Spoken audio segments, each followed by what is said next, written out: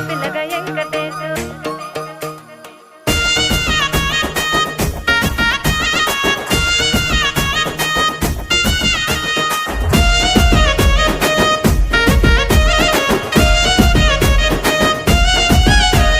చిత్రాల మనసు నాది చిన్నగా పోతుంటావో చూడక పోతుంటావో ఇంట్లో చిన్న దాన్ని నేను చిత్రాల దాన్ని